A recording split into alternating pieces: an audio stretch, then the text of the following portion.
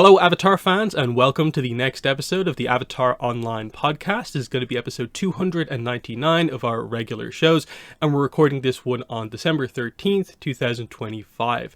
This is the official podcast for the fan site, Avatar The Last Airbender Online.com, and I'm going to be your main host, Morgan Airspeed Prime. Joining me on the podcast is Greg2B from the site. What's up, everyone? Excellent. So, first podcast in a little bit, but we have some interesting stuff to cover here. We've got a decent amount of news from the last couple of weeks, including some very recent stuff to talk about. And then we will be finally getting back to our rewatches with 301 The Awakening for Avatar and K308 The Terror Within for Korra. That's basically where we left off with both series there.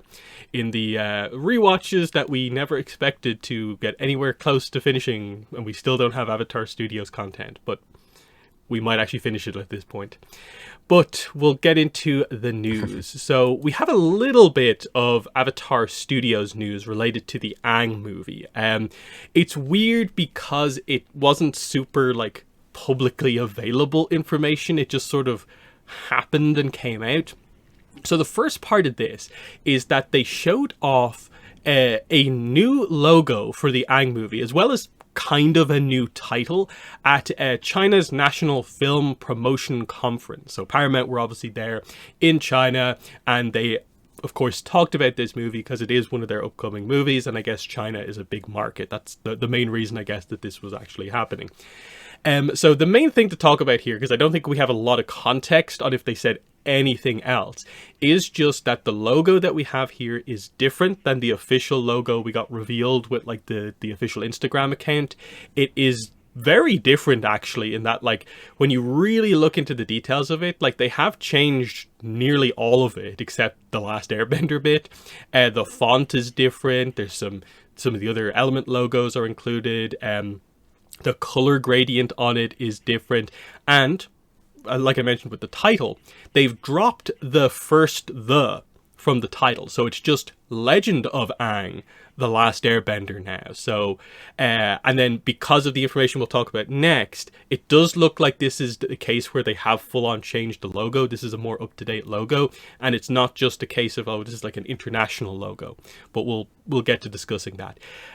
What are your thoughts on this? Just a new logo, kind of casually, not even fully revealed here, just we happened to come across this? Yeah, I don't know. It's weird because I was, where, when I guess, the bit of the internet that cares about this stuff like we do, sort of brought it up and how it was somewhere else. And, we just sort of stumbled upon it because, of course, like everything else in the world, it's all dropped on social media. So I don't know. It's a bit weird that it seemed to come out in this sort of way and not through some sort of official channels, because I'm sure they knew that it would come out. They're not unaware of how the internet works and how fast things travel, which is instant these days. So it's a bit weird from that perspective, but I wonder if they're just sort of, from their perspective, was just thinking sort of oh, we're just changing the design and it's not really that big of a thing, versus anything from this franchise, since there hasn't really been that much, obviously has a higher chance of scrutiny towards it. So I don't know, it is something of note that we're just sort of getting it out of nowhere, especially since it's I think the real thing is just it was so recent to when they just released their what we thought was the official sort of look of the logo. So it is a bit curious that they're doing this way. If maybe they thought because it was overseas, maybe other people wouldn't see it, but the fans are all over the world, so don't really know sort of the logic in that sort of thinking, if that's what they were going for. Mm-hmm. And what are your thoughts on this one compared to the previous logo? It is almost completely different, but it is still very similar overall. What are your thoughts? Yeah. I mean, it's not.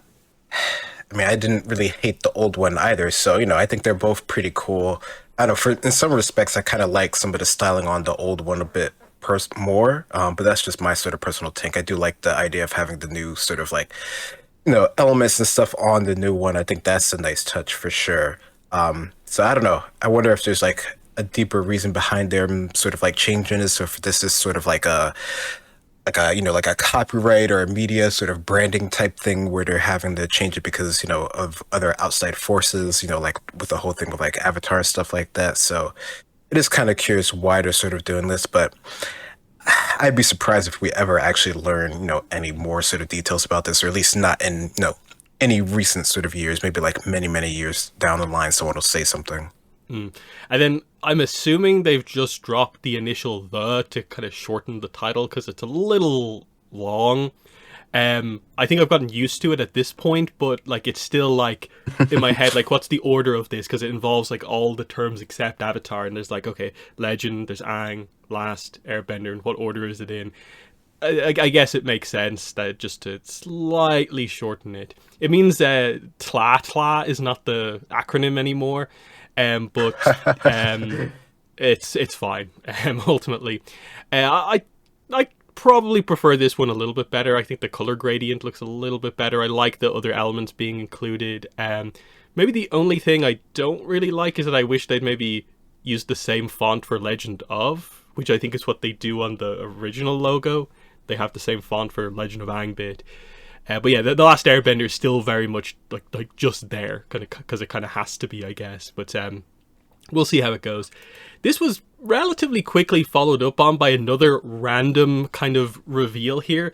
This happened in kind of like two stages. The first one was that apparently just crew merchandise apparel was just spotted at, I think, some sort of a like comic shop that sells like collectibles, and it's this Paramount Animation kind of hoodie that features, I guess, the Paramount Animation logo, which actually features the Aang movie design on it in the center, which is somehow inadvertently like the quote-unquote official reveal of the Aang movie design that doesn't come from a leak, even though we've seen it twice before through the CinemaCon 2023 leak and then the Sonic Racing Cross Worlds concept art leak. So this is like a half leak type thing. But then it just came out that like, oh, someone else on social media who I guess had just recently joined the crew on the movie got their crew t-shirt and posted a very clear image of this. Now it's slightly different. It's the same image of Aang, just with a yellow outline on a kind of black t-shirt rather than the other one which is in full color. But interestingly, on the sleeve of the t-shirt, you can see that the logo is definitely the newer logo from the kind of China Film Festival. Just because I guess it's a smallish logo on the sleeve, they've dropped maybe some of the details, but the font is definitely the font from the new logo. But we have our basically clearest look at the new Aang design that's not like multiple years out of date. I think the general reception has been quite good, even though like we'd like a clearer look. And then everyone I think is asking the question, why couldn't you have just released this image at like say New York Comic Con? Just this Aang clear full HD. If the crew are allowed to just walk around with this t-shirt on and post about it, like why can't you actually show us? It's a very weird thing what's happening with this movie. But what are your thoughts on the continued weird ways we find news out about the Aang movie? Yeah. I don't know. I mean, sometimes you're not supposed to really show as crew shirts as much, but considering, how big it is and everything, like, why wouldn't people talk about it? It'd be better just to not sort of like give it out or anything like that, or wait until, the show's actually wrapped or something like that. But I don't know. I mean, the look itself is fine. I think it's, it fits in line with what we've seen before and what many people have already sort of like speculated. So no, I think, design wise, of Aang as an older character, if this is what they're going for, it looks perfectly fine. I think that's cool. It's just sort of the dissemination of information, that is a bit sort of weird that this is how we're sort of getting it. I don't know. I wonder if after this sort of like broke loose, did they sort of like stamp down on people sort of, sharing this stuff in that sort of way? But I don't know. I mean, the crew has, hundreds of people on it. So, there's bound to be something that sort of got out of it if you gave these out to begin with. So yeah. I don't know. Maybe they think it's not such a big deal, but it would have been cool, like you said, to actually see this at Comic-Con. I think that would have been like an easy sell to get people like even, the least bit, more hyped about it. Yeah, because like we know Aang's gonna be in the movie. It's the Aang movie. Like it's the one thing you can do without like in any way spoiling anything, and you still get to reveal the other characters. I think at this point it's just like, I suppose, when are we getting the first like proper reveal about this? Because we're pretty close to 2026 at this point, and admittedly the movie is more towards the end of 2026, but still, at a certain point you actually have to start marketing this properly. And they're obviously doing a little bit at like the China kind of film conference thing. So when are we going to get like an official one? We're not really sure, but yeah, it was just worth noting that we did get some stuff. We'll move from that into some novel information. We'll start with the kind of smaller thing, but it's kind of interesting. We got the confirmation that Randy Rabai is going to be staying on board as the author for Chronicles of the Avatar. The Edelweiss marketing points, which finally went up for Awakening of Roku, so that's book 6, which is coming out in a few weeks. It lists in the marketing points that Randy Rabai has signed on to continue the series in FCE's stead, with one more book signed up after The Awakening of Roku. So that means he's doing Chronicles of the Avatar book 7, which most speculate to be the first Korra novel, because it thematically would make a lot of sense. There's some people advocating for Zito, but I'd be very surprised if they did 2 fire avatars in a row. So that is nice to know. They've often tended to not really tell us a lot about the next book before the first one's out. So it's actually good to know that, okay, Randy Rabai realistically is on board for the next 2 books. The one book thing is not super kind of weird, because we basically got this information that like after Reckoning of Roku, he did say he was initially only signed on for 1 book. So they seem to just do it one at a time rather than like you signed a 3-4 book deal for whatever reason. But yeah, what are your thoughts on that? We're keeping Randy Rabai for, I guess, at least another 1 book, but probably 2 more. Yeah, no, I mean, I think that's cool. I mean, I like, his writing style so far from what we've gotten. I think it works well enough for what we got, and I'm enjoying it. I'm, of course, really looking forward to the next book, just to see how things sort of wrap up. So it'll be interesting to see how he sort of, concludes the story overall. I think that'll, give us a real good key into sort of, his storytelling style and sort of how, we prefer it or don't prefer it over to other authors. So yeah, no, I'm looking forward to it. I'm glad, I am glad that they just have someone sort of like on board and confirmed. I feel like that's, for Avatar media, especially anything sort of literature wise, that seems to be like hardest thing to sort of keep, consistent. So the fact that they do have someone, as of now, all things working out in best case scenario, confirmed for it continuing forward. Mm-hmm. So then we do have some Chronicles of the Avatar book 6 information. So Awakening of Roku, they finally got a lot of the basic kind of marketing information out. So the description went up, we got the preview pages, and it all happened at like basically exactly the same time. Unfortunately, is one of those situations as usual where it's just we found a listing rather than it being like pushed through any sort of a real like news kind of outlet. But the information is out there to the fans who kind of care about it.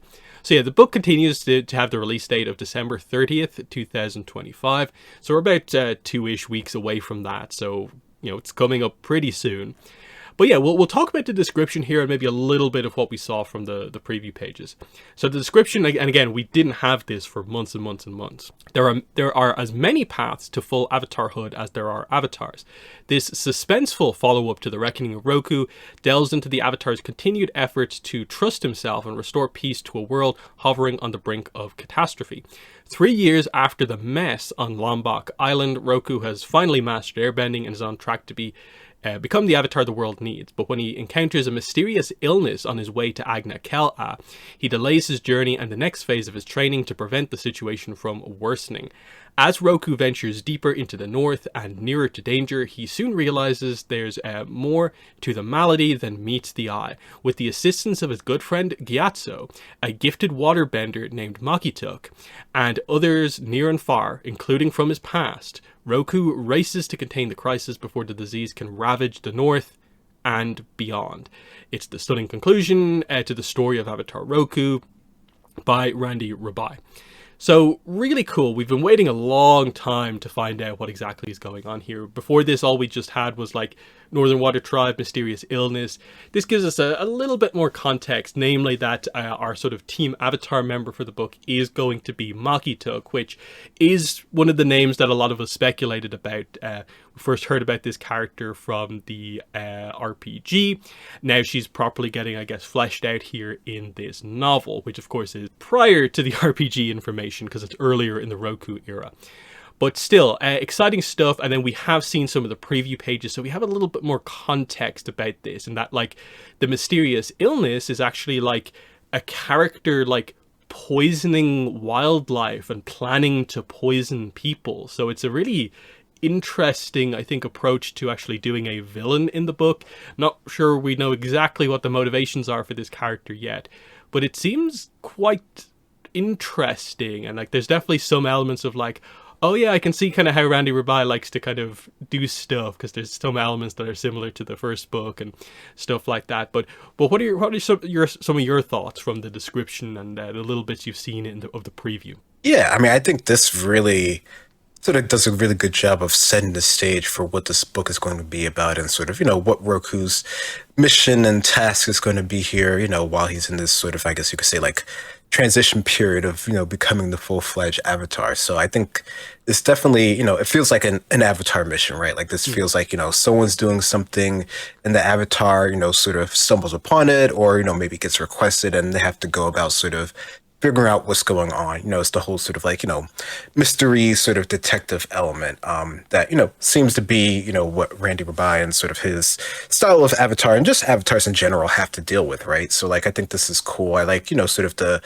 initial setup that they have for things, and, Roku, being very much so, well aware of his faults and sort of, what his struggles have been in the past, and, how he's going to sort of attempt to confront things going forward now that he's, slightly more at peace with himself, even if he is, still isn't sort of like 100% on, what it means for him to be the Avatar. But that's the journey that we're, here to read and to sort of understand with him as he goes through these trials and tribulations, right? So no, I think from what I've seen of the preview so far, and they definitely have a lot of, chapters up there and some at the end as well. So there's a lot, if you really look into it, that you can, gleam ahead of time. But I'm definitely looking forward to see, what it's all about when it comes out very shortly.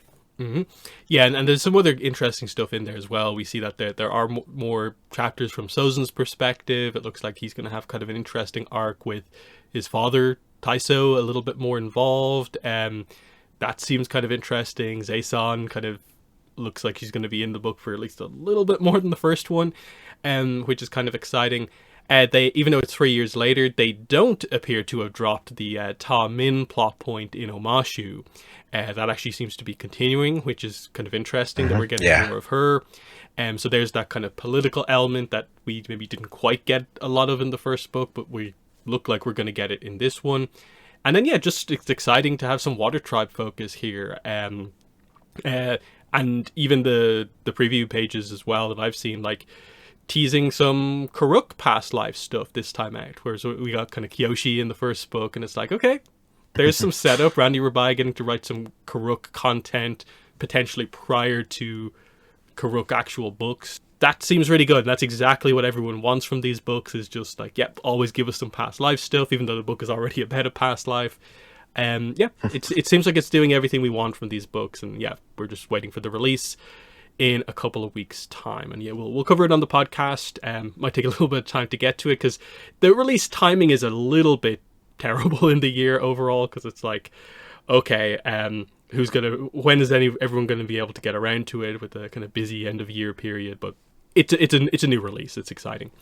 So we'll see what happens with the rest of the novels after that, because we are looking ahead to when's the next Avatar Legends book going to be announced, what characters that going to be. We assume book 7 will probably have a December time slot, hopefully maybe a little earlier in December next time out, but we'll see. And then from there, we'll go into more publishing news, and that is that Dark Horse announced 2 comics. And you might think, like, oh, great, finally, they detailed the Kaya comic and the Kyoshi Warrior comic.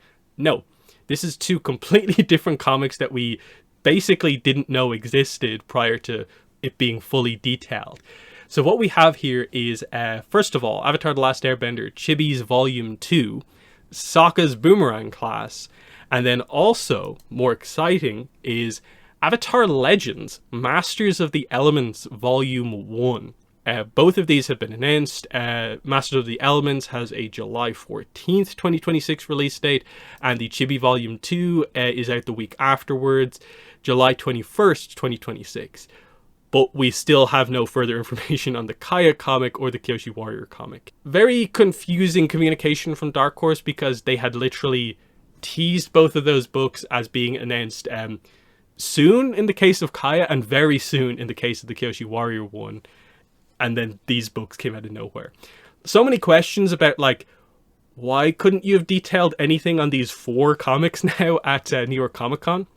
Like, it really speaks to just how bad that New York Comic Con publishing panel was, that they had all this stuff that literally a few weeks ago they couldn't talk about, but now they can. Like, I get it, it's publishing, there's probably timeline stuff that they didn't quite hit, but they'd gotten better about doing stuff earlier, and I'm just confused as to why they missed the mark here. Because, again, it was another situation where we found listings before the official news announcement happened. So they continue to get the timing on them a little bit wrong. But we'll go into the details of these in just a second, but just what are your overall thoughts on these 2 new comics being announced? Yeah, I mean, it's cool that we're getting more comics. That's always, much appreciated. I mean, in terms of just, these coming out in addition, I mean, these feel like, full-fledged sort of, releases for these and getting, the information and stuff. This feels like sort of like the typical way that they sort of would put them out there. It's just sort of weird that we're sort of getting it already, sort of expecting other things. I think that's what makes it feel, quite sort of backwards in things. But, besides that, I think it's cool that we're getting something potentially has some new stuff in it, and then one that's just sort of continuing on with the chibi stuff, which does seem to have sort of a rocky start, but it's nice to see that it's continuing for those who are really interested in it. Yeah, let's talk about the Chibi comic volume 2. This is a huge surprise to see this at this point, because, like, this book came out in, like, the first one was like 2021, or was it delayed into 2022? I completely forget. Like, that's how long ago the first one of these was. And then we have to remember that it already was super heavily delayed from when it was, like, originally announced. So it's one of the most delayed books ever, and now it has a huge gap between volume 1 and 2. I don't think many people were super clamoring for, like, more of this, but in the build-up to Avatar Studios era, I suppose it's nice to have all sorts of genres, age ratings of books on the shelves, and it'll probably do okay for them with this release timing as well, in or around SDCC. So yeah, the description on this one is, mastering the boomerang is no easy task. Sokka gets teased sometimes for being the only non-bender on Team Avatar, but he has his own special talent, throwing a boomerang. With some prodding, Aang, Katara, Toph, and Zuko join Sokka for a day of boomerang school that's full of surprises. So Kelly Lee Miller is back as the writer. She also did Volume 1. We were switching artists from Diana Sim to Ruka Ito. So it seems like we've gone from the almost like show's chibi style to more of an artist's chibi style here, which is interesting. And again, yeah, July 21st, 48 pages, $8.99. And the physical format of this is a kind of relatively unique hardcover small comic that is unlike any of the other ones, so it's a bit different. And then they note, yeah, it's in collaboration with Tim Hedrick from Avatar Studios, which I think unfortunately has come to sort of mean that this is like pretty low on the totem pole of like how important Avatar stuff it is, that like, oh, Tim Hedrick is only involved in it. But yeah, Boomerang School, the others are going to try and do that. I struggle to see where they're getting 48 pages from with this premise, but we'll see, I guess. Also, I think it's a bit weird that, like, if Suki's maybe not in the book as well, this seems like an ideal use of her, given that she also should be around here, maybe. The first volume was weird when it came to, like, canon, in that, like, I think it was ultimately intended to be canon because it didn't do anything super crazy, but it was also rather bland. So I wonder, will they make any improvements here in terms of, like, making it more exciting, chibi focused or anything like that? But what are your thoughts on this premise here, Boomerang class with Sokka? Yeah, I mean, idea of it, it feels like it's something that, would happen, and, it definitely feels like it fits well and sort of like a chibi style thing as sort of like a random, side story that they're going to sort of embark on. So I don't know. I could see it doing, fine, well enough for, the age and sort of the market that it's going for here. Definitely wasn't something that I was particularly, looking forward to or expecting or anything like that. But if you had to do something about, Sokka and his boomerang, this works well enough. Mm-hmm. And then Avatar Legends Masters of the Elements. For the first time ever, your favorite avatars from across the ages are gathered together in one anthology. The first volume of Avatar Legends Masters of the Elements collects short stories from beyond the confines of a single Avatar cycle. Tales from Avatars Korra, Aang, Roku, Kyoshi, and Yang Chen are rendered in exciting detail by comics masters including Brandon Huang, Belle Bessa, Rachel Silverstein, Ingrid Khan, Ben Wilgus, David M. Boer, Amy Chu, and many more. From the Western Air Temple to the ramen houses of the Fire Nation and everywhere in between, these stories bring a new dose of Avatar adventure to your bookshelf. We have the full creator listings because it's an anthology, of course, of short stories. It's going to be 80 pages, so that means 72 actual pages. And then other information we have on this is that, yes, the plan is for this to be multiple volumes. So we'll get Avatar Legends Masters of the Elements Volume 2 at some point. Don't know what the timing will be on that, but it is good to see them highlighting that straight away, unlike, say, Team Avatar Tales and Patterns in Time, where they're just complete one-off books with, like, years between them. So this is a really good thing to have. And it's also, I think, really nice to know there is a Volume 2, because this book is going to have some reprints in it. It's not going to be all new content. It looks like half or just under half of the book is going to be reprints. We can tell from the creator lineup, and we basically know at this point what way it's going to work, is that Beach Wars, Lost and Found, and also what am I forgetting here? Matcha Makers is not in here, and Ramen Rumble, because that's directly confirmed by the listing here. So Ramen Rumble, Lost and Found, and Beach Wars are going to be in. The full creators are listed here. The book's confirmed to have reprints. But yeah, the Matcha Makers creators are not included here. So 32 of the pages are already filled up with those 3 stories. Leaves 40 left for new stories. And then if you look through all the creators and stuff like that, I think there's 4 writers kind of left over and 3 new artists left over. So at least 4 new stories. And of course, we have to have a story for Roku, Kyoshi, and Yang Chen. And then probably another one for Korra is probably my guess. Because technically there's 2 Aang stories here with Lost and Found and Ramen Rumble, even though they're not about Aang. But that would be the most obvious way to break it down. Very exciting, because the theme here fundamentally is past avatars. It's the first time Dark Horse is using Avatar Legends. It's the first time they're properly diving into full-on, we are going to do short stories in the eras of these avatars, and not just as a, Yang Chen in the Rift type thing where it's like relevant to Aang's story. What are your thoughts on this coming out of kind of nowhere, but something we've definitely asked for before? Yeah, you're right on that point. It is something that we've talked about, having collections of stories of the past avatars, and, just more sort of anthologies, compendium of, like, just stories of what's happened in the past. I mean, it's cool that we're, finally getting them as sort of, fuller, long, thrown out stories of, the novels and stuff like that. But, we didn't even know we were getting the novels in the beginning. So, the fact that we always had comics, it seemed that would be sort of like a easy entryway into getting more stories of the past avatars. So it's definitely cool that we're, finally getting it. It's too bad that half of it is going to be basically stories that we already have, but they always do try to, like, put those in a collection for people to sort of read all at once. So it is nice that it will be in sort of one full unit, since not everyone has the opportunity or the wherewithal to sort of read all the individual stories. So I think it's definitely worth it for them to sort of collect them together. So no, I'm definitely looking forward to this and seeing what the new stories are that they add into it. Over time, and the fact that we are getting more, like you said, definitely speaks towards the longevity of this and how it can sort of add additional stuff into just sort of the world in general. Mm-hmm. yeah, we were asking for something else in addition to all the other books. And at least this is one thing that they're announcing. We'll see if there's any more as we maybe get closer to books for like October next year with the movie. But this is really good to see. And yeah, people are a little bit frustrated that there's no, say, like Karuk in here. But yeah, they have to basically reprint those free comic book day books somewhere. This is all the place that's always been. Patterns in Time did it, and so on.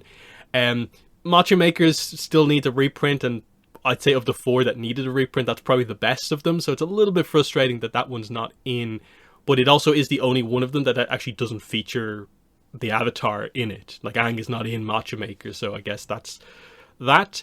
So we'll see where that shows up again. But yeah, we do have the cover as well. So the cover artist here is Lila Hamar. And yeah, it features the 5 avatars mentioned there. So we have kind of book 1/2 Aang, book 4 Korra, and then what definitely seems to be novel era, kind of younger teenage versions of our of Roku, Kyoshi, and Yang Chen. Definitely coming across like these comics are only happening because these avatars got novels previously. So Karuk is likely not here because he doesn't have his own novels yet, but probably will be in a decent spot for volume 2 or 3 maybe. I think it looks great. The art on the cover looks fantastic. And this is definitely the right choice because we want more content with Kyoshi. We were wondering, well, I don't think they're going to do another novel for a while. Now she's open to have stories written about her in the comics. Same for Yang Chen. What are your thoughts on the cover? Yeah, the cover is great. I really, like this. I think the fact that they're choosing sort of their more, sort of, I guess you could say, like their active years as an avatar, from what we know at least, I think that works really well in sort of their designs and everything like that. So no, I really like the cover. I think this works well. It is too bad about Kirk, but yeah, I think until we get more information, on him directly, not through, our other avatars, we're not going to see as much about him yet. Mm-hmm. So yeah, and then in terms of actual description, the only stuff we have here is Ramen Houses of the Fire Nation. So that's obviously Ramen Rumble. That was this year's free comic book day book. Nothing really to say about that. The only tease for the news stories is a Western Air Temple, which is the temple that Yang Chen is from. But realistically, like, quite a few of the avatars could have a connection there or be doing something. Yeah. But that it probably is somewhat of a tease of maybe it is Yang Chen's kind of story that will be there. Because I think that's the kind of real question here is that, like, each of these avatars is likely going to get one story, probably like 10, 12 pages each. What do they do with it for each of them? Because I think immediately the expectation for most people is that, like, in the Kyoshi comic, almost more so than Kyoshi, it's like, can we see Rangi in the comics as well? Can we see the rest of the Kyoshi cast as well as her? And it will almost be a little bit disappointing if it's only Kyoshi in the comic. Same with like Yang Chen. Is Kavik going to be in there? Are we going to see the younger Gyatso in the Roku book? That sort of situation. We'll see. If based on Patterns in Time, I think we're going to be left waiting for like a better description about what the actual stories in this actually are. They're kind of bad about marketing the anthologies because there's so many descriptions for so many books. But do you have any initial thoughts or speculation on what you would maybe like to see from the stories for Roku, Kyoshi, and Yang? Ooh, that's a good one. Yeah. I don't know. I mean, there's a lot that they could do with them in terms of like what we know so far. I mean, especially with Roku, with us getting this book, like, there's stuff they could do after, just right after the book and from other stuff that we know from that era that I think would be pretty cool to sort of directly explore. But I don't know. I mean, I think, the idea of getting to see, each of our avatars sort of like crew and sort of who they've worked with would definitely be a plus. And that definitely would be, a fun bit of, fan service to sort of get out there as well. But I don't know. I feel like, some of that stuff they might choose to sort of hold back until sort of like later time and stuff like that. Although I'm not necessarily sure why they would do that, but I don't know. It could be more sort of solitary stories, at least on the initial, before they really get into things. But no, I don't know. I'm not really sure, but I am looking forward to it. Mm-hmm. So yeah, that's coming out July 14th. So that'll be like a week or two before San Diego Comic-Con. And Probably like both these books will be basically releasing probably in or around like the trailer for the Aang movie as well. So like there's going to be a lot of hype during that kind of period of time when we're much further into the year. I think the final point about this is just like what does the release date for this book mean for the other books? Like the fact that the Kaya comic still not announced yet, still no release date yet. Yet here are books announced for July in a similar format. So does that mean the Kaya comic is after July? The Kyoshi Warrior series we're expecting to, I suppose, be run a little bit differently because it's like a single issue thing, and so it'll always be solicited like a little bit closer to the time, and that like that could still be very early in the year. But the Kaya comic is unfortunately looking like it's going to be later in the year, I think, but who knows what's happening with that. Any thoughts on like what the way the release dates are kind of planning out for all the books? Yeah, I don't know. I mean, originally I would have thought those other ones would have been, a lot sort of sooner since we got information on them. But I don't know. The fact that they're sort of announcing these in this sort of way makes me feel like these, which is weird considering, how the information has gotten out there. But it feels like these are more sort of like solid in their sort of production and sort of where they are in the stage of, getting out there versus the other ones. I don't know. It feels like they really did sort of, tell us, maybe too early about those compared to where these ones are. I mean, I don't know. We do know a little bit more about some of the other ones compared to these, just based off of what we've seen from the cons and stuff like that. But I don't know. I guess I wouldn't be surprised if the Kaya and the other one for the Kyoshis sort of comes, I don't know, after all of these, honestly. I think I wouldn't be surprised if it came out a lot after them, or, if they're trying to like load it up, because, typically they don't want to sort of like overlap things too much. But, there's only so many, months in the year where they can put stuff out there and have there be like a decent gap of things. So I don't know, I'm not quite sure, but I wouldn't be surprised if these are a lot later. Mm. Yeah, because it does seem like, I think across the board, like everything Avatar seems to want to avoid basically like December, January, February, March-ish. And especially we'll get to talking about Netflix season 2. Like it really looks like the mainline Avatar stuff, everyone wants to wait until more like the second half of the year, getting towards the second half of the year to do anything. So it could be a rough-ish start if release dates don't plan out to the year, but we'll see. Next, just a quick one here. Avatar Legends, the fighting game. It has had its first alpha. Its first alpha is still ongoing. I forget the exact timing of it. I'm pretty sure they did it already, and the next one will be whenever they announce it. So they did it for North America. The reception to it, given that it was like the first time most people seeing footage, seemed to be pretty good from what I could tell. I didn't look up a ton of footage, but I looked up a few minutes, a few games. It seems to be well regarded by like the fighting game community. People like what they see, like the way the characters are kind of constructed, put together. The gameplay seems very like movement focused, while also having a lot of kind of dodging or flow, I think is what they call it in the game stuff.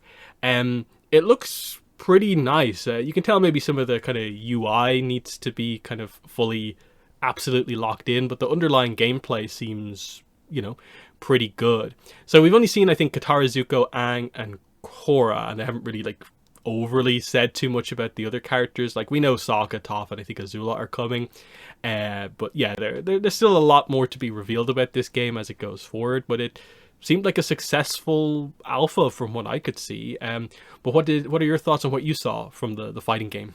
Yeah, no, I heard much of the same. A lot of the reception from the people who played the game seemed to be, very sort of into it and, sort of understanding sort of the system and mechanics that it's had. And, even the team for, the game itself, they've done a pretty good job on sort of like marketing each of the characters and sort of their move sets and sort of how, things work within sort of the system that they have set up. So it definitely feels like there was like, a lot of thought into sort of how, sort of the fighting genre game would sort of work with the Avatar characters and their sort of, abilities and stuff like that. So it definitely feels like, a lot of effort has gone into at least, make it seem like it's part of, the world and the system that they have set up. So no, I think that's cool.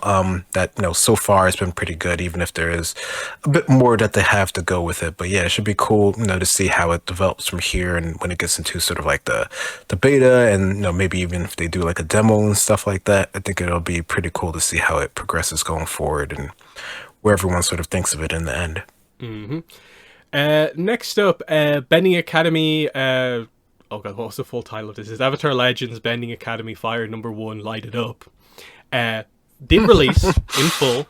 The problem with this is that there's no digital release. I've done all my coverage on it, but I actually still don't have my own copy of the book.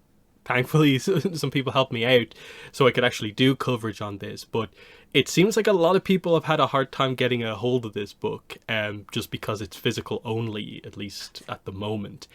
It's cool, but we might talk about it at some point in the future, especially because like we don't know when like Volume 2 is out for this. But it is nice. There's lots of images in it. The text is actually pretty decent. It's still a kid's book. It's in the Zito era, but it is pretty nice overall. And I think it's been received relatively well from the relatively small amount of people who've actually like read it overall. But what's your situation with Bending Academy? Have you read it? Did you remember that it actually released? No, I remember that it was released, and I've seen, some of your coverage on it and, stuff like that. And I've seen a couple other people, I think maybe one or two other social posts about it. But yeah, with it not having any sort of, digital release and it not being sort of geared towards my age range, I didn't really, seek out to sort of get it in hardcover. I'm sure I probably could get it. Maybe if I had, a younger person to sort of gift it to, I would, gift it and read it first before giving it to them. But bearing that in mind, no, I have not read it or anything like that because it's just sort of only out there in one format right now. Mm-hmm. Yeah, I think I finally have a copy on the way, but I'm not sure when exactly it's going to arrive. Could be next week, could be the week afterwards. It's just one of those kind of awkward things where, like, if you want people to care about the new thing, you have to make it super available. Like, I understand for this, maybe, well, you don't do, like, an audiobook for this because it's very visual focused with how many visuals there are. But why can't you do that? Because, like, there's previews up on, like, websites for it. So, like, they have a digital copy somewhere. Because, of course, like, the book is printed from, like, a digital copy. So, like, I don't really know what the situation is here. Like, are they going to wait until a few volumes are out and then release something digitally? We'll have to see how it goes. But it's actually surprisingly good, I think, is probably the takeaway here. It's much better than I expected it to be. But yeah, it was just such a weird release. Like, a lot, like, I have no idea how many people have actually read it or not. So that's that. Then that leads us into our last piece of news, which is that Netflix Avatar Season 2 have started the marketing. So we knew that this was probably coming soon-ish because they had started to, like, show a few cast pictures and stuff like that. Then just a few days ago, they just randomly posted a full poster and they said that the teaser trailer would be tomorrow. We got it, and we have our teaser trailer. So it's about a minute long. It shows a reasonable amount, but it actually doesn't show like too many like episodes, I don't think. It shows like the Serpent's Pass, the Blind Bandit, and I think there's some chase and some bitter work in here. It shows us one major adaptation change, which is that Appa is still with them during the Serpent's Pass. So they've clearly changed something around when it comes to the way that these episodes kind of work together. And there's a lot of questions about like what exactly that means for everything. Toph is like the highlight of like what they're doing here. They reveal Toph here. We already knew who the actress was. It looks good. They show off a little bit of the seismic sense, a little bit of her earth bending, but there's not a lot of dialogue necessarily in it overall. It's a nice little teaser. I want to see more to see how exactly they've done it, because this is their one time to actually adjust to feedback, because they've already filmed book 2 and 3 kind of back to back. So what they do here, the improvements they make here, are going to be basically the only improvements that we'll see based on season 1 feedback. But what are your thoughts on this first teaser kind of content for Netflix season 2? Yeah, I mean, I think in terms of it, sort of getting out there that this is the new season and that it's going to be sort of, what it's going to be about and, how tough it's going to be. And I think it does a good job of that. I think if, you're someone who was interested in it from the first season and then still sort of like on board, I think it definitely will sort of keep you there and keep you interested. And I've heard a lot of, people, wanting to see it just based off of Toph being there and, that being their favorite character. So I think it did a good job of that in terms of getting those people sort of like invested. It is just a teaser, so, it's not really a huge thing in outlining the whole sort of story of the season. So, there's only so much you can go on it from now. So no, I think, it did its job of getting the conversation rolling and people talking about it for good and for bad. A lot of people were wondering sort of like where things happen, sort of in the storyline. But, as we've already become aware, this is, the live action adaptation of the original series. So of course things are going to change and, it's not, of course, the same amount of episodes. So things are going to have to be streamlined. So, I'm curious to see, for sure where it goes going from here. It looks like something that, would be worth checking out just to see sort of what they do with the adaptation. Yeah, like I think you have to remember, like with season 1, they did stuff like rolling the characters from like the Northern Air Temple episode into Amashu and like bringing K308 Lovers effectively into that same arc as well. So kind of almost don't be surprised if like the Serpent's Pass maybe is in a slightly different location in the movie, in the Netflix kind of Avatar verse. Don't be surprised if maybe Toph in this version is like from Ba Sing Se or something like that, because that's probably the other takeaway here is Toph doesn't seem to be with the group in the Serpent's Pass, but Appa is. So where does the library happen? But we know from the casting they have a Professor Zay, but then you almost remember like, wait, he's the professor of anthropology at Ba Sing Se University, so like we could just meet up with him in Ba Sing Se and he could give us information in that way, because we've already met Wan Shi Tong. We haven't seen his library yet, but we've already met and dealt with him a little bit. So it's going to be interesting to see what exact way they do things, because I think a lot of people are jumping to conclusions like, okay, Zay is here, so that means they're doing the full library in the full desert, and I'm kind of still like, I wouldn't be surprised if they're cutting all or like a lot of that stuff. Like the drill, I'm pretty convinced they're not going to do any of the drill just from a CG budget point of view. Appa's Lost Days, they're either not going to do, or they're going to make Appa being captured a smaller plot that maybe only happens once they get to Ba Sing Se. And then some of that stuff can work. Like, does he need to have been taken away for episodes upon episodes? Well, you can do something similar if like he gets taken the first day they arrive in Ba Sing Se and we get him back more towards the end. That's still a lot of time happening. I don't know. I'm interested. Like season 1, for me was like, it was fine. It was solid. It wasn't bad. It wasn't super amazing. It was like, okay, this is a kind of useful thing for the franchise to have. It's not getting in the way of anything Avatar Studios is doing, and could actually help to bring the fandom back in the build-up to whenever they start the marketing for the Aang movie. The positioning of this could actually be pretty well done. I'm still not super invested, just because I don't think I've ever been super invested in the idea of needing the live-action version of Avatar, but it's actually turning out relatively okay, and we'll see if they improve everything.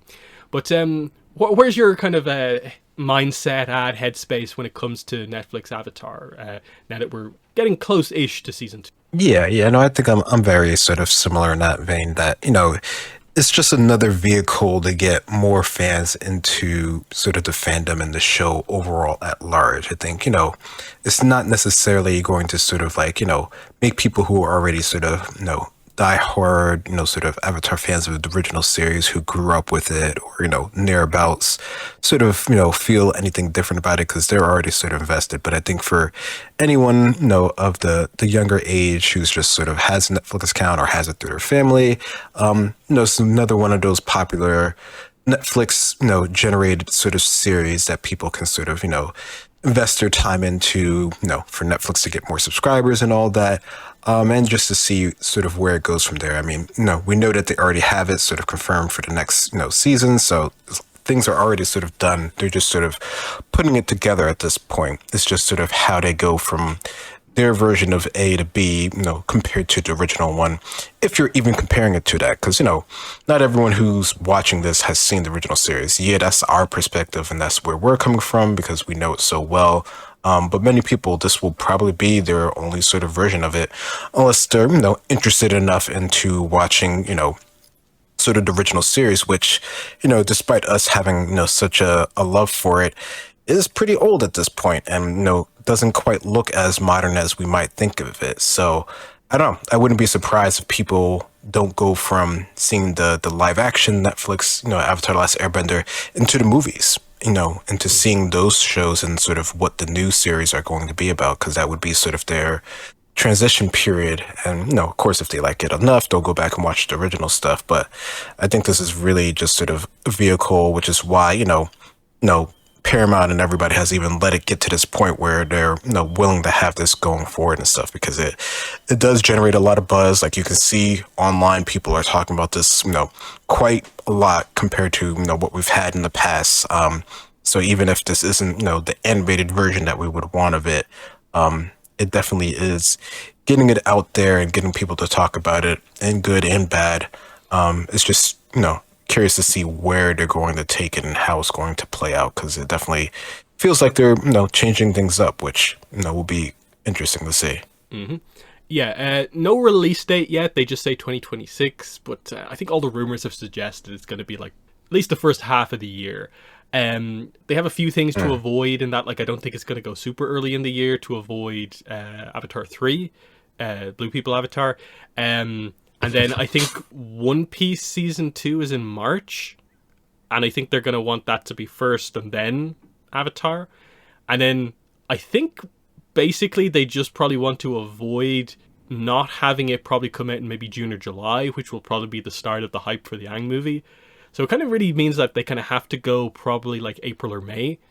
And that's probably the right spot for it, because the hype for these shows when they come out on Netflix is really only like 2 weeks, if even that. I really felt like the fall off on season 1 was like very, very quick. That's just always the case with Netflix when you drop it all at once. I think that's where they go. They just give One Piece a little bit of breathing room. They come in a few weeks later. The hype lasts for a while, and then we're a few weeks away from, I don't know, whenever they drop that first trailer. Is it before Comic-Con? Are they going to do it at Comic-Con? That's my thoughts.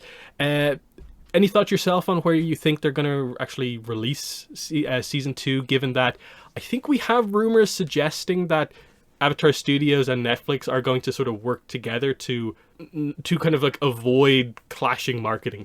Yeah. I mean, I think we've mentioned that before, how they're like, not directly working together, but working together enough so that, things don't sort of, have any sort of major sort of issues or stuff like that, which, in sort of a grand media sort of like entertainment space sort of thing, seems like that would be the thing to do.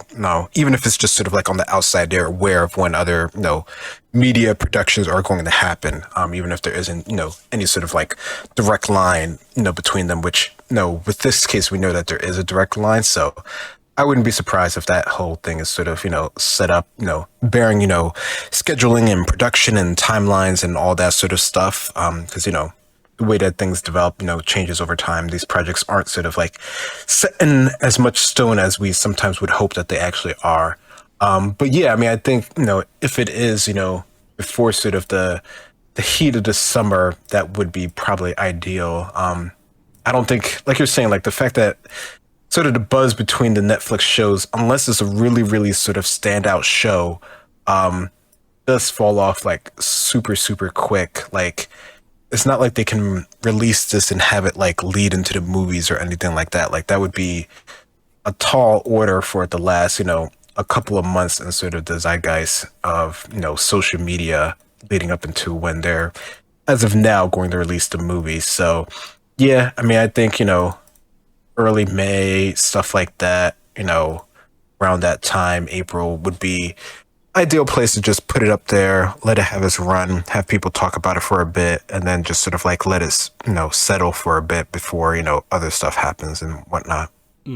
Yeah, that's kind of all you really want is just like, yeah, here's sort of like an early window for a lot of companies to get some of their Avatar merch out, and then it stays on the shelves while the actual hype builds up, and then the movie stuff kind of starts to come in. Because they'll hold back on a lot of the product stuff around the Aang movie until like much closer to release. It'll be quite secretive for a while, and then there'll just be a lot of it. So something to look forward to, but probably a good few months into the year before that actually happens. So from there, we'll move from the news into our rewatches. So we're going to start with the Korra episode this time out, because obviously with Aang, we're starting a new season, so we'll leave that one until the end. So with Korra, we're in the middle of Book 3, Change, we're kind of just past the halfway point, and we're going to do K308 The Terror Within. So, really interesting episode here. Probably, like, ultimately one of my maybe lower ranked Korra episodes, just because I do feel this is very action focused without maybe accomplishing as much as I think the book needs it to. Because it's like, Red Lotus, come in, fight, fail. And then the attention switches to Aiwei for like most of the episode, and then I think it's like literally the next episode, I think Aiwei is literally going to be like discarded into the spirit world, and like basically not heard from again. So it does feel like this is probably the episode within Book 3 where like I maybe would have reworked this into more of a character focused kind of Red Lotus episode, but it ends up being more like emblematic of like, yeah, they're very physical focused characters where they're very all about the cool factor of how cool they are fighting, not as much on their characters. It's still cool because it's a very action focused episode, and like Avatar always does action stuff really well, and it's a unique battle situation here with the way it ends up kind of planning out. But yeah, I maybe not exactly what this book needed at this point in time. So it's never been like my favorite episode, but it's not like bad or anything like that. I think most of the core episodes are at the very least good.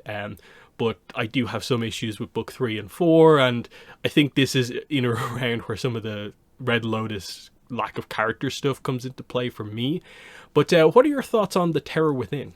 Yeah. I think your favorability on this episode really sort of hangs on your sort of overall thoughts on the Red Lotus in general, and sort of what their aims and what they want to achieve, not just in this episode, but, throughout the whole sort of season. I think, there's definitely parts of their characters that, it feels like it's, a little bit lacking in sort of the history department. And in this one, they just sort of come in, try to do their thing. Like they feels like they have, somewhat of a thought out plan, but clearly it doesn't, sort of go the way that they want. And they sort of just have to escape, and that sort of, leads us on our way. It definitely, it's definitely one of those episodes in this season that's very sort of transitionary. It just gets our characters basically to leave Zaofu, right? Like they've been here, they sort of have established themselves, and they've, seen how things work in another location, which I think is cool. I think, the fact that we got to the Metal Clan and see this part of, the world in Korra's time is definitely like a plus. I definitely like that sort of idea, especially since, Korra, has the thing where, she doesn't really travel as much compared to Aang. So that's always one of those criticisms that comes up with it. So I think it's good that we get them out of the city. Could they have done more with our characters here with the Red Lotus? I don't know. I think it would have been cool, but I don't think that necessarily felt as needed in this moment to me. Throughout the whole season, I think that definitely could have been worked there a little bit better. But as far as the episode itself, it's a cool episode. It's definitely very action heavy. I always, remember for sort of the cool fight scene there, and sort of get to see lava bending used in another way, and to get to see our group sort of work together as a full sort of unit. I think it's always interesting when we get to see, sort of like a larger group of benders sort of work together and against another group. I think that's something that we don't quite get to see sort of as much. So it's definitely cool from sort of like that perspective to actually get to see how it works here. But like you said, that really is only sort of like the first half of the episode, and then it's just sort of, like a detective based episode and them sort of trying to figure out the mystery, which is cool when they sort of figure it out. But it really is just sort of to get us to point B where they're off again and on their own. But other than that, it's a cool episode. It gets through pretty quickly. It definitely feels a lot faster than it actually is sometimes. Yeah, because I think when we've done these rewatches, I usually have like way more notes for the Korra episode than the Avatar episode, just because most Korra episodes are like packed with content because it's so much more of a percentage of each book, each episode. This one, like, because most of it is action, there's not as many notes here, but we'll go through it here. So there's some nice kind of character stuff at the start where we get into the metal bending training. So Korra and Bolin are training with Wei and Wing. We see that Korra has already got to a pretty solid, like, intermediate level, to the point where she can kind of, I guess, half the time beat kind of Wei/Wing in the fights. But Bolin still hasn't been able to do any metal bending whatsoever. So that continues to be this setup of, oh, we're not really doing anything. There's no progress happening here. The Bolin has maybe, especially at the start of this, a little bit of a kind of negative run of things where, like, can't metal bend, and then Opal leaves for the Northern Air Temple. That's the big kind of dinner scene here, as Sue gives a big speech for Opal. It's very emotional. And yeah, she heads off to train. I maintain I would have liked the previous episode at the Air Temple to include her, because I think it would have made the dynamic a little bit better. And it means that, like, we don't kind of get to see her, like, properly start her training. But, you know, it's a nice moment as we kind of do say kind of goodbye to her. But yeah, what are your thoughts on these opening scenes here? The metal bending training and then the farewell dinner for Opal. Yeah, I mean, I think the training is always cool just to get to see Korra's progress and Bolin's lack of progress, and, you know, knowing where that leads into. It's cool to see sort of that initial comparison here. Even just having the little, you know, hint of Bolin's sort of precision and how that gets used later on is a nice touch of foreshadowing here. But yeah, I think for Opal, I mean, it would have been cool if she was with the crew, because I think it definitely would have been a very different dynamic just with her demeanor as sort of like an airbender who really wants to be there, and that's sort of like her new thing. So that, you know, that would have tweaked the whole sort of, you know, camaraderie of the group, which I don't know if I necessarily would have liked that at that point in time, because I think, you know, our new airbenders really needed to sort of latch onto a reason to be there and to be sort of a group there, and Opal might have, you know, it just would have tweaked things a bit much. But I think in this one, you know, I guess it kind of makes sense that she would have sort of like this big sort of send-off, right, with her mom being, you know, the matriarch of the city and everything else, and her and sort of Bolin and their sort of, you know, budging sort of relationship here. Her having this sort of, you know, bigger send-off kind of makes sense. Mm-hmm. And yeah, you see their communication is actually quite good here. This disastrous thing of like, oh, when will we see each other again? But she just communicates very well with him, and it's like, you know, I think you're coming to see us shortly after you do the next thing your group's planning to do. And it's like, okay, crisis averted. But then, yeah, we jump straight into the Red Lotus infiltration. They're just in Zaofu. We get them basically trying to kidnap Korra again. Some clever stuff here, like especially Ming-Hua, delicate waterbending, carving open the window in silence, and then they use Shirshu spit darts to take out Naga and Korra before they can properly join the fight. So Korra is just like unconscious for like the entire episode, as is Naga, I guess. 1 dart versus 3 there. And yeah, they just grab her, go to make their move. Pabu is actually the one to wake up Bolin, who wakes up Mako. So the brothers are the first ones to kind of jump into action and then alert the Zaofu guards. It is cool to see them just like dive into action still in their kind of like underwear, because they were just asleep, and they just dive straight into action and alerting everyone. But yeah, pretty quickly because of how good, I suppose, the military of Zaofu is, they do basically manage to corner the Red Lotus and kind of pin them down. They can't just easily escape. These are all powerful master benders they're up against. Metal benders are good defensively, so even with all their crazy abilities, they can't just like charge through this many benders, basically. So we get this cool battle dynamic where like the Red Lotus are kind of like pinned down in the middle. Then they create this kind of moat of lava, and they kind of use some of the metal that was used to kind of try and contain them as like walls. And it's just this kind of outside in kind of battle that's different than I think something we've seen before. But what are your thoughts on the action as it kicks off here? Yeah, it definitely does stand out as being sort of a unique sort of like standoff battle here. Because, yeah, I mean, I think, up until this point, they've gotten across the point that the Red Lotus are a match, almost unto themselves, and they can pretty much bring down sort of like a nation, even sort of like individually, but as a group, they're almost sort of like unstoppable. So it's definitely, cool to see that here we got a group, of, I guess security forces, army, of this, area, this city, that is at least able to sort of bring them to a standstill in this sort of instance here. And whether it's because of them sort of being very well trained or because, the fact that they have metal bending and that's sort of, unique to themselves, it definitely, looks like it's at least initially here a very sort of good counter to the Red Lotus here, and them even sort of being able to separate one from the group, even if they aren't actually able to sort of defeat him directly. It looks like, just the fact that all of their abilities are so sort of, more or less, pretty unique, that sort of bring things to sort of like a balance here. Mm. Yeah, I like that they actually, they let the Zaofu guards do stuff. Like, and I'm pretty sure the two that takes Zahir out, is Kuvira one of them, or is it just two random people? I actually forgot to kind of check that, because Kuvira's in this episode a reasonable amount, but is she one of those two that actually just basically fights Zahir kind of 2-on-1 for a lot of this battle, kind of outside of the big ring that's happening? Either way, it's cool. Usually they don't let the kind of randomers do all that much, but like, hey, they actually get to do something here, because yeah, it makes sense. They theoretically should be the most kind of elite bender guards of like any city basically in the world, realistically.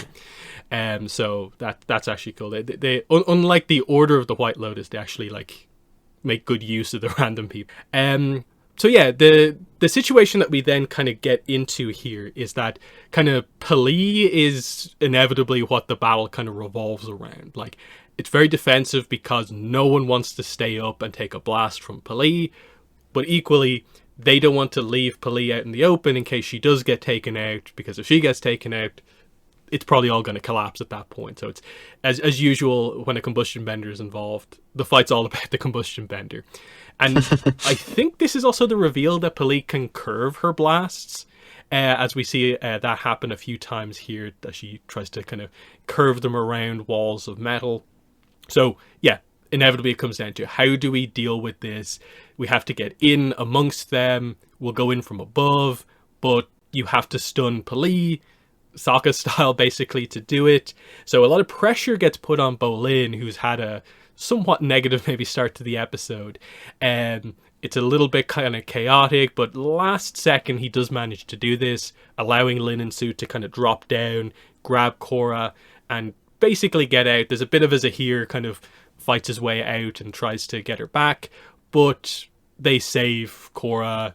The fight kind of goes against the Red Lotus and they're forced to retreat, and we more or less kind of wrap things up there. So Bolin gets the kind of big chance to shine here, demonstrating just how accurate he is with his little kind of pebbles, and how he can effortlessly hit Pali right in the forehead with this. So yeah, a cool little fight here as we do save kind of Korra here.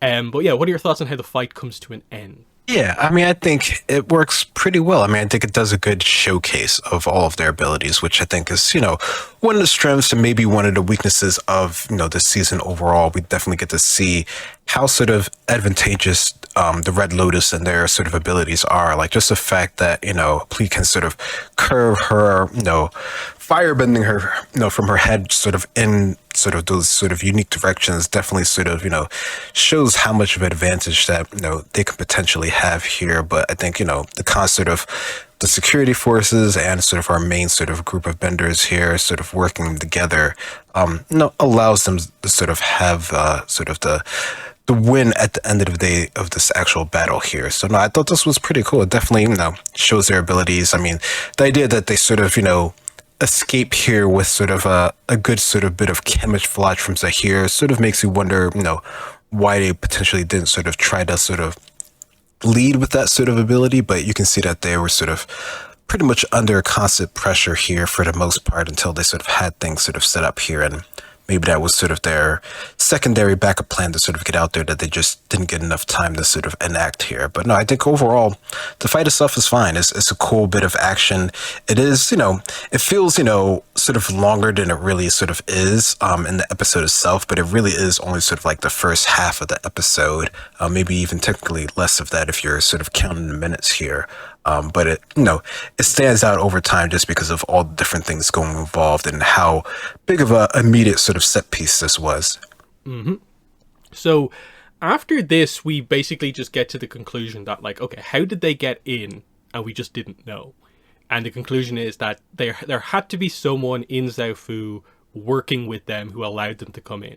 So someone has betrayed Zhao, betrayed Su. Who is it? It basically had to be one of the guards for this to happen in this way. So all the guards come under suspicion. Ai Wei, as the truth seer, is the one who interrogates everyone. And it all goes perfectly fine. Everyone's telling the truth until basically like the last guard comes in. And then all of a sudden Ai Wei's like, you're lying. And it all seems to just get kind of conveniently pinned on this last young guard. Mako, interestingly here, seems to be one of the only people who kind of sees through this a little bit, and that, like, yeah, this is awfully convenient. Like, why would this random, like, 18, 19-year-old, how would he even get involved in this? He's been in the city, like, his entire life, yet he's joined this faction that, like, opposes world leaders? I don't think so. And so that's the question, but all the evidence is pointing towards this guard is the one who has done it. The real suspicion kind of comes on when Mako wants to immediately interrogate this guard, but Ai Wei's like, wait a bit, like, we'll do it later. And that's what really makes him suspicious, as in, like, like, you don't want us to interrogate him further because it'll probably be revealed that it isn't him. So there's some interesting stuff going on here. I think a lot of this really depends on, like, if you really buy into this little arc here where Ai Wei becomes like a important character for this, like, episode and a half type situation here. I think he's interesting enough, but like a lot of the Red Lotus stuff, it's like, why did he join the Red Lotus? Like, what's his motivation in all of this other than just what we'll learn basically in the next episode? And I think that the show is perhaps at this point a little bit too precious with, I don't think, information that's that interesting. Like, that, I think the narration at the start of this episode teased the idea of, like, why are they after Korra? Like, this wild mystery as to why they're after Korra. And the reveal is just that they consider the Avatar to be a world leader as well. And that's really it. With the finale twist being that they want to end the Avatar cycle as well, which is the more interesting element. But we do kind of lose a little bit of sight of, like, okay, to what end are we doing some of this stuff? But yeah, it's a reasonably, I think, nicely done kind of suspicious kind of moment. There's a lot of tension. They investigate Ai Wei's house. He appears right when they find, like, the secret door. And the standoff is quite tense when it does happen. And then it obviously breaks down in the way that it actually does. But what are your thoughts on the kind of first stage of the investigation here? Yeah, I mean, I think, questioning the guards and going through that seems fair enough. I mean, I think, I don't know, as Ai Wei being sort of this truth seeker, which, they did, they tried to sort of, stress the importance of him in the city in sort of like the earlier episodes. So I guess you can kind of buy into him sort of being, very integral to the city and sort of how it sort of runs overall. And, bearing you keep that in mind, you can kind of see how that works. And, him being sort of like the oldest sort of, confidant of Su, or at least what she thought, was next to being family. No, I think that sort of, if you can get into that, you definitely can see sort of how it can sort of lead people astray. And I think, at least from Sue's perspective, I think you definitely get that sort of idea. Because, I think they do a good job overall of her sort of being broken up when they finally do sort of try to confront him.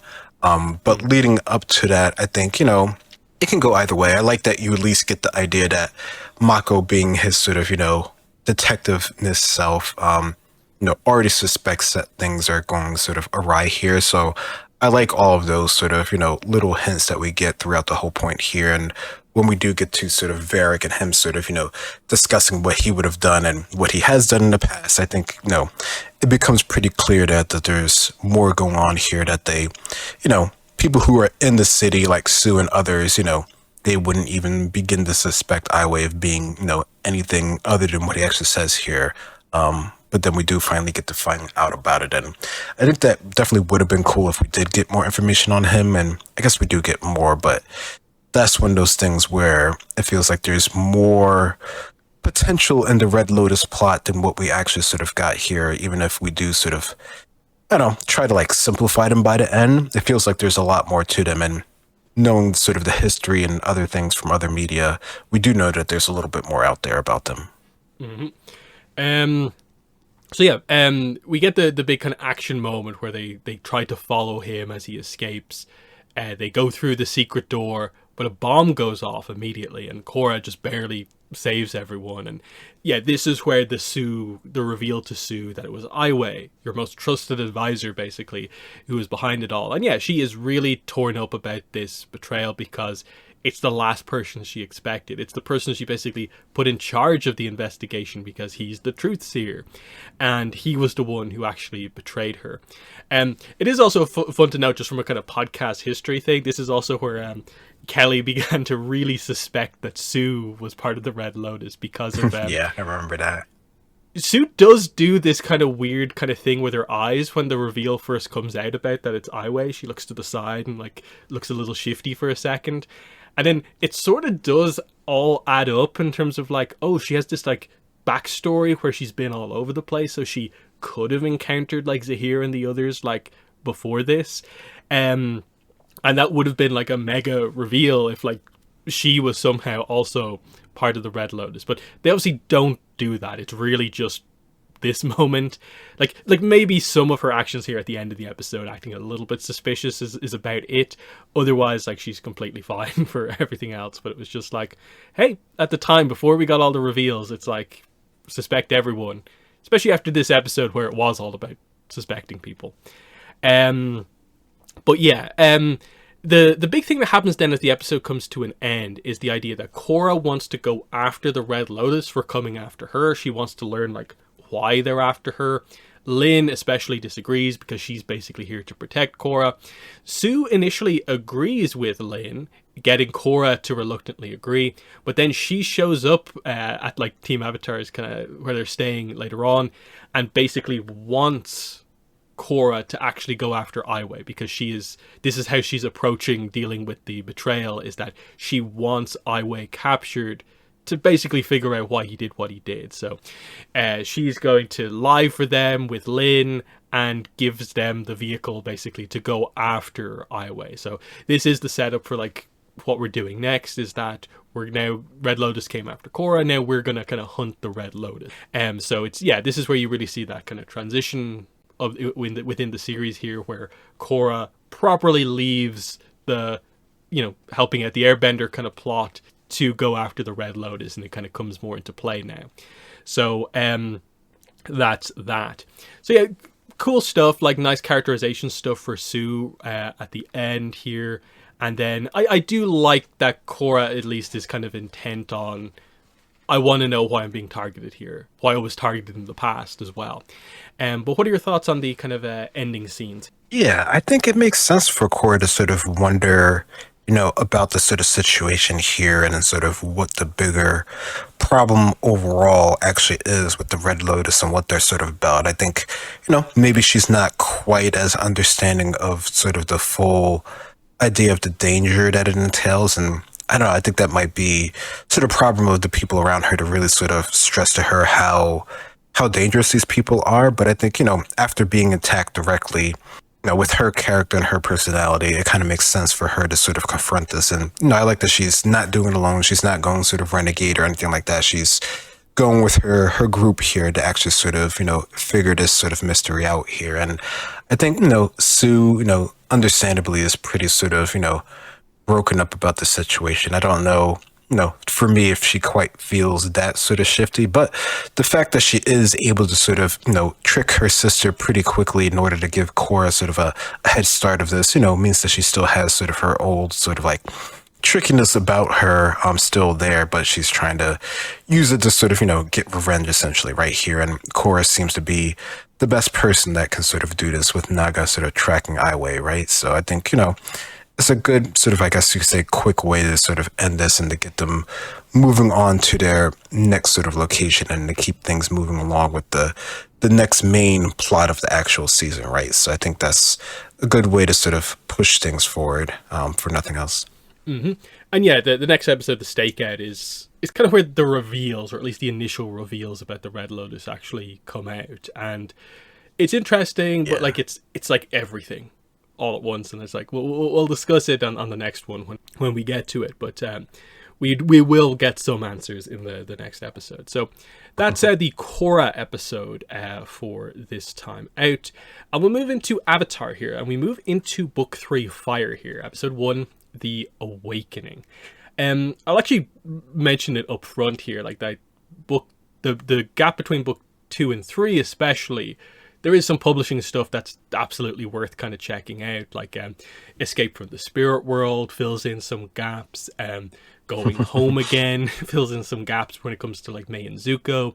There's also like The Bridge and the comic that, I can't remember the name of it, but the King Kwei one, where you get the explanation for why he does what he does. All those are really nice to just kind of explain a little bit more than, this episode does a decent job of filling you in, but there's other stuff that's happened. It's pretty cool that that's all there to just add, I think, some nice context. I'd say the only one that's maybe absolutely needed is maybe the Zuko and Mei one, because the setup's been there for their relationship, but like, oh, they're just a couple now, just kind of is dropped on you when they kiss. But what are your thoughts on like the fact that there's a good like 4 or 5 kind of comics and webcomic style stuff out there to transition between the season? Yeah, I mean, I think, I don't know, I like that this out there, and it definitely, I don't know, it's a nice when we have sort of like media ties in, especially when the show's like active and live, and, production, timelines and stuff that's going to take like a extra time to get through. So I think it's definitely a cool sort of add-on. I mean, when those stuff was actually coming out, the way that people use the internet and the way that we use the internet was a lot different than how we use it currently. So I think you have to sort of keep that maybe in mind in terms of like how it comes out. But I think, for people who were interested enough to sort of find, that information, I think it definitely was worth it to actually check that stuff out. But you definitely wouldn't be sort of at like a super loss if you just went into this as is, which I'm sure, many people did at the time. Mm-hmm. But yeah, we'll get into The Awakening. I really like this episode. I think they do a great job at like introducing us to a new dynamic here. We've lost. How do we recover from that loss? What is the plan for the future? And the idea of ending with, we're going to spend some time to explore the Fire Nation. Like we've been here a few times, but it's been desperate struggles to get here in crazy moments. But now we're just going to like hang out here until the invasion that we set up in this episode. Otherwise, I think there's good character stuff here with Aang, Katara, Hakoda, Zuko, Azula. They all get to do stuff on like both sides of the plot, and like there's a good amount of emotion, I think, in this one as well. So it's a good start, I think, that actually is quite strong on the kind of emotional side, especially the Katara Hakoda scene when we get to it. But what are your thoughts overall on The Awakening? Yeah, I mean, I think for me, it's a great way to sort of start the season. I think it does a good job of laying out a lot of what's been building up in the previous sort of season and sort of, explaining where it currently at this time in the show. So I like that, we get, multiple sides of the story with Zuko and Aang and sort of how, they feel about what they've been having to do for the last 2 seasons, right? So like there's a lot of buildup there that we sort of need to get sort of out in the open here, and just to see where it's going to potentially go to going forward here, and sort of how their storylines have been sort of like, overlapping with each other, back and forth here.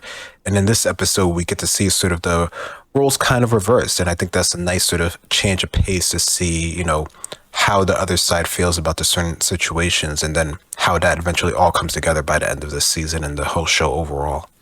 Mm-hmm. So with this one, I suppose we'll go through the Zuko side of the episode, and then we'll go through the Aang side. So with Zuko, we start, he's on a ship, like both main characters are on a ship, but Zuko is on his way back to the Fire Nation. And we see that he's immediately lost in thought, because of course he's made his big decision, his big betrayal, effectively, in the last episode. He wonders, like, is it going to be everything he wanted when he gets back in relation to, like, being accepted by Ozai and all this sort of stuff? But also there's clearly a sense of him thinking about Iroh and what he did to him as well. But that's kind of distracted a little bit by the fact that it seems like he and May, in the meantime, have now become a couple. So their relationship has, like, truly, properly started here.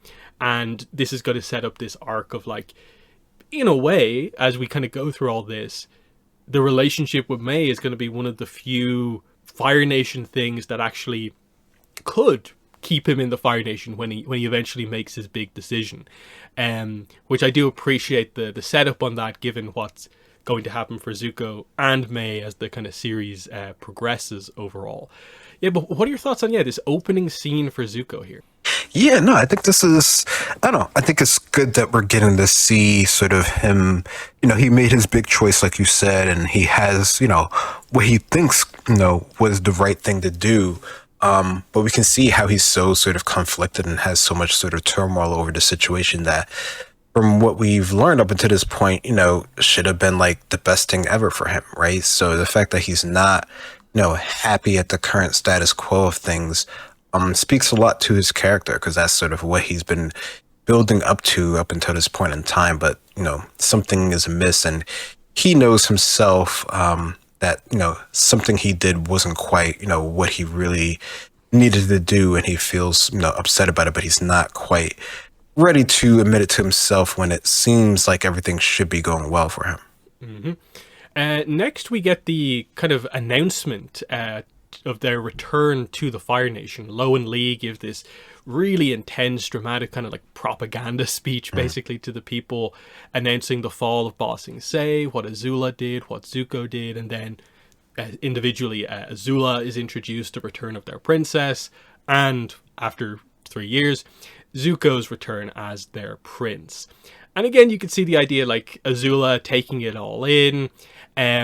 Zuko is introduced, he is cheered, but you still don't get the reaction that, like, you maybe are looking for from him. He's not happy, fully kind of leaning into this just yet, because, as we sort of see as we go forward, he hasn't interacted with Ozai yet, and that's still on his mind, and we will get to that here. But it is cool here. I like Lo and Lee, the kind of twins, just doing the speech kind of back to back. It's a cool thing to just see that, like, okay, yeah, this is how the Fire Nation do their big celebrations, because within the war, I guess this is a major announcement to the people that they've taken Ba Sing Se.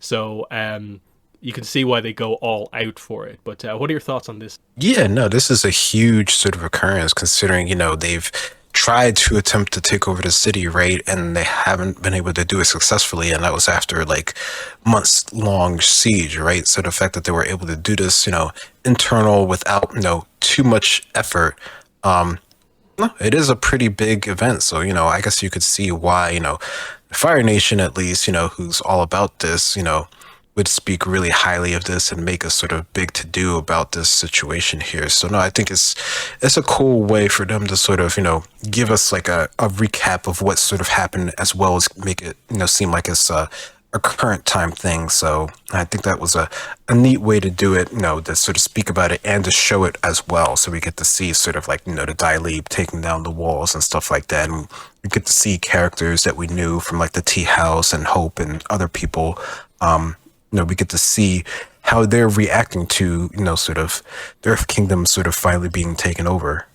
Yeah, including City of Echo's main character, Jin. She's in there. Yeah. But next scene is Azula, of course, notices that Zuko is just wandering around the place, lost in thought. Like, she notices that it's not gone the way she expected to go for him, maybe returning home.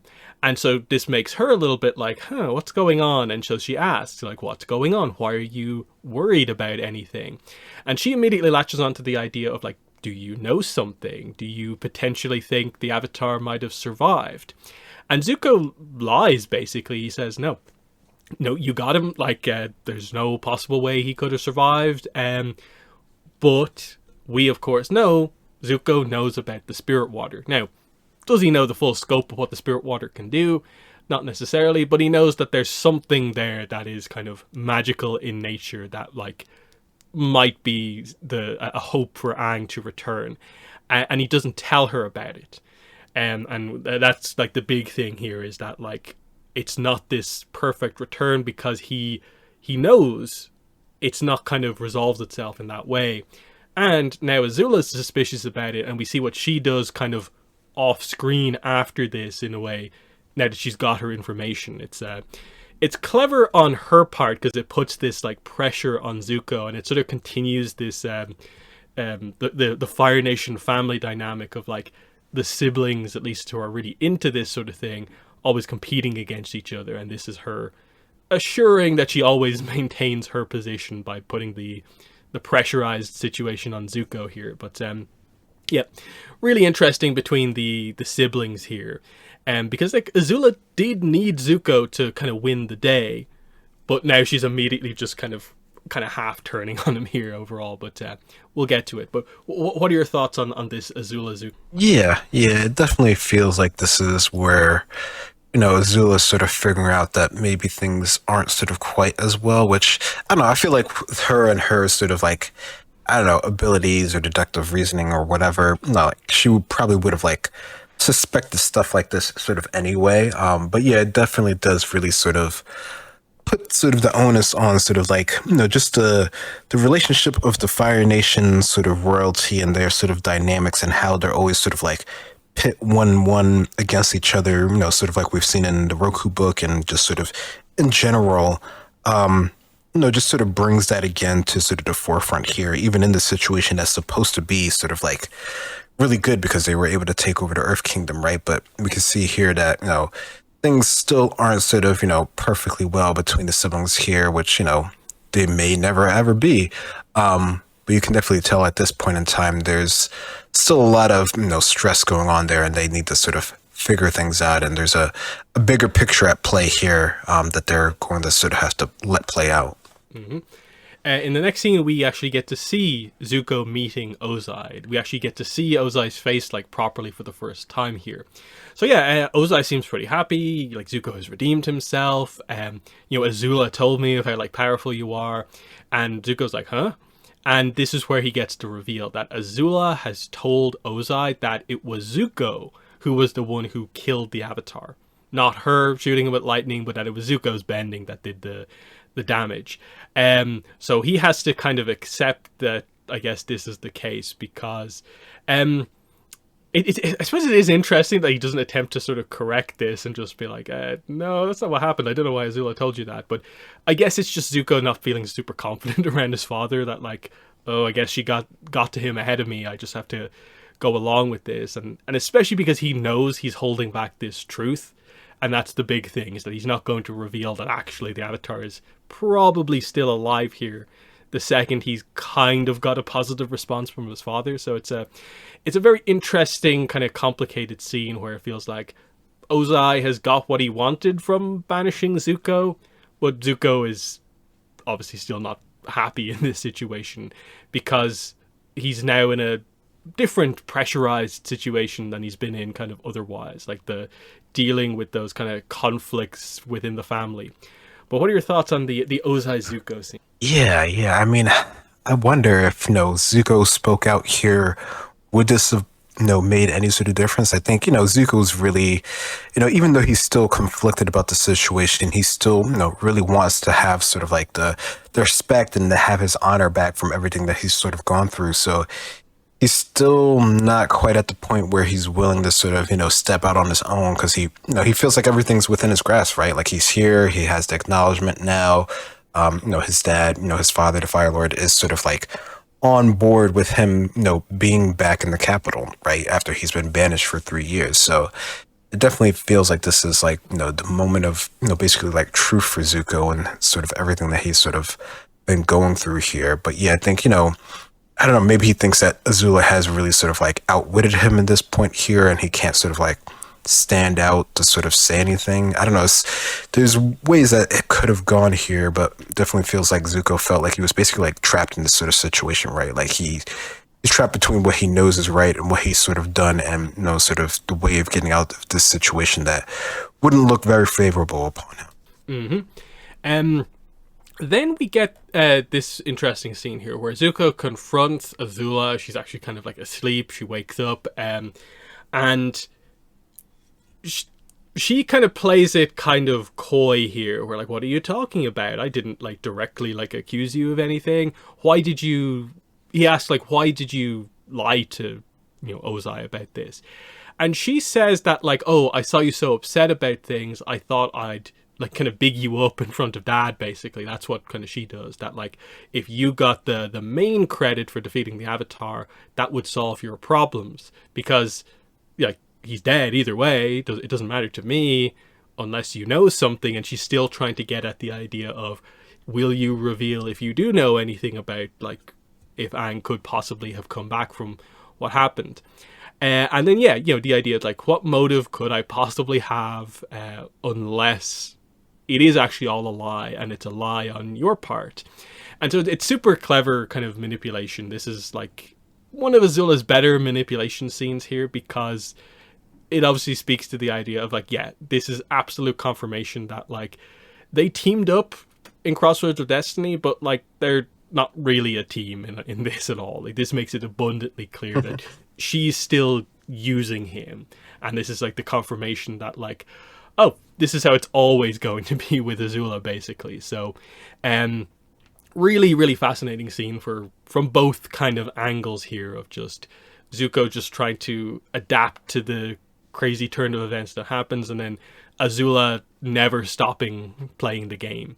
But what are your thoughts on this? Yeah, I mean, I don't know, this was one of those scenes that people always sort of like mention this sort of like confrontation that they have with each other, and just sort of Azula really sort of playing this towards her advantage, right? Like she can tell that something is going on here and she's basically covering all her bases so that, if things do fall through, which, I think you can probably guess that she suspects that, Aang may sort of come back from the situation, even though it looked pretty serious when, she shot him full of lightning. But, it's the Avatar. He has, hidden unknown abilities and he has this whole group with him. So, maybe there's a way that he could sort of survive this despite, sort of the seriousness of the situation here. So, no, I thought this was sort of an interesting scene to see, Zuko sort of confront her here. And, Zuko knows that something's going on. And, I think that's, it's good that he's sort of like aware of this at least. Because I think, earlier Zuko might not have caught on to this sort of situation. Granted, he's still a bit sort of late on, being able to do anything, but that's just sort of on his own sort of hesitance to sort of make the situation worse for himself than, what he wants it to be. But at least, he's able to see that there's something going on and sort of, he wants to sort of figure it out. So no, I think this is a neat scene just to see they're sort of going back and forth with each other here, just sort of more Fire Nation royalty siblings sort of having issues with each other. Mm-hmm. And then now it leaves Zuko in this situation where he's now super worried about this situation. Then there's now this lie lingering over him where like Azula's lied to Ozai about who did what, but she knows he's lying about something and he has to now either I suppose, come clean about this, which he probably doesn't want to after finally getting a good response from Ozai, or make make the truth actually the truth, which is what he goes to try and do in terms of actually killing Aang. So it's really kind of clever stuff of doing Zuko back in the Fire Nation, and we'll get into the whole visiting Iroh stuff as we go through the episode to really hit home that, like, yeah, there's all this stuff here, and that kind of conflict between this is what he wants, these are the things that are actually good in the Fire Nation, like May, potentially Iroh, if he can fix things there, but then, yeah, everything else is basically, in truth, not what he wants after all the growth he's gone through in, like, book 2. But yeah, this is a strong arc across these kind of upcoming, like, 9-10 episodes that we'll get through. But yeah, we'll go over to the Aang side of the episode. So, like I said at the start, Aang also wakes up on a ship, a Fire Nation ship. So he freaks out because, wait, was I nearly killed and also captured? He runs past everyone freaking out, and only when he gets up on deck does he kind of encounter Momo and realizes that, like, oh, everyone's here dressed in Fire Nation clothing and, like, military uniforms, and basically collapses once he's introduced to everyone, just with how crazy and intense everything is. So we have, like, of course, our main kind of Team Avatar members here, but we also have, like, Pipsqueak, the Duke, Hakoda and Bato are here as well. So we've clearly grouped up with a bunch of other people here for this, which is it's a cool kind of setup overall here. And yeah, the setup here is that we get the explanation that, yeah, they met up with Hakoda and co after what happened. Then they realized they had to go undercover, so they took over a Fire Nation ship. And that's basically where they are right now, kind of hiding out undercover, hoping to make stuff happen. We'll get to how they see Aang and how the world sees Aang in a second, but what are your thoughts on the initial Aang waking up? Yeah, I mean, I think, Aang having this sort of, like, immediate confusion and fear kind of makes sense. And, the fact that he's pretty disoriented about the whole sort of situation, that comes at a pretty big shock. And I think, for us as viewers, not knowing necessarily where things are happening in the beginning here, I think that rightly, wellly gets sort of, like, translated over. He's been in the Fire Nation ship before, right? So, like, he's been in this sort of situation before. And I think, the fact that he's disoriented means that, like, when he first sees, like, Pipsqueak and the Duke, like, the fact that one is really short and one is really big doesn't even sort of, like, register him at this point in time. He's so sort of, like, out of it. So, I don't know. I like this sort of initial sort of confusion of, what's going on until he sees sort of Momo and just sort of playing, sort of this out with the whole sort of group here, sort of coming towards his aid here, and him sort of, like, not getting it until sort of, like, the second time he sort of gets up, right? Even, Sokka and sort of the full Fire Nation sort of army is sort of, like, throwing him off here. So, no, I thought this was a cool way to sort of start the whole, episode in the season here of, oh no, is this the worst way ever of things? But no, it's not that bad, and everyone's here together, and we're getting to see even people that we don't even normally get to see, right? So I thought that was really cool. Mm-hmm. He wakes up, immediately interacts with Katara. He's properly introduced to Hakoda for basically the first time. They have, like, their formal introduction. Aang sees, of course, that Katara is quite harsh in terms of dealing with her father initially, but when Aang asks about it, she's just completely like, huh? What? As if, like, she herself doesn't properly understand why she's kind of lashing out at her father, which we'll get to later on. She brings Aang in for a healing session where we get a look at the giant scar, of course, on his back. She's trying to draw out the energy, of course, because of how healing works. And this begins to kind of draw out the memories of what happened for Aang, realizing that, okay, I was attacked by Azula, but then when she tries to do it again and tries to untwist the energy, which she doesn't complete, Aang realizes that, wait, like, I died. They basically all but say, like, Aang died, and that is the confirmation of what happened. He was dead, temporarily revived by the spirit water, and they do say it here, like, I was gone and you brought me back, and there's not really any other way to interpret that other than what happened. But we come out of this episode with Aang still having this twisted up energy in his back that is basically the thing holding him back from being able to use the Avatar state. So actually quite an important scene for kind of keeping track of that kind of Avatar state arc that we're kind of going to go on here. But so some nice stuff here with Aang, Katara, Hakoda, and the healing. But what are your thoughts?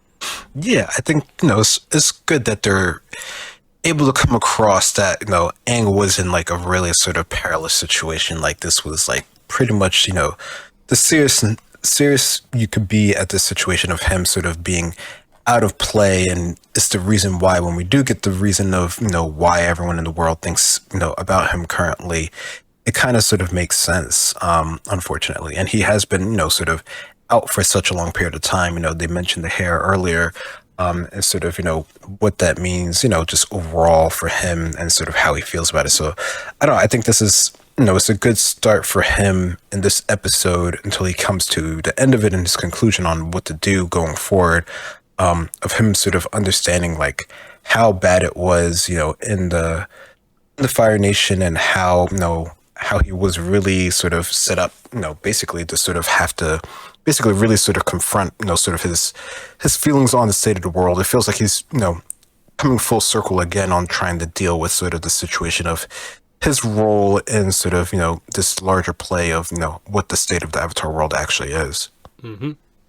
And yeah, this is where Sokka gives the full explanation of what happened. Like, King Kwei went off to travel with Bosco as a kind of commoner, basically. They joined up with Hakoda's group. The plan is still the invasion plan. It's just going to be without like a full army behind them. It's just going to be a ragtag group of anyone who's an ally, basically, coming together. So that is something that will happen when the Day of Black Sun actually occurs.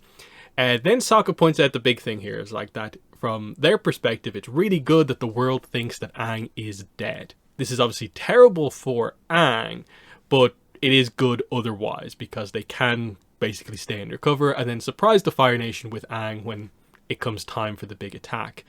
But it gets into Aang's kind of early Book 3 arc here, which is that because he was defeated at the end of Book 2, he thinks he failed the world.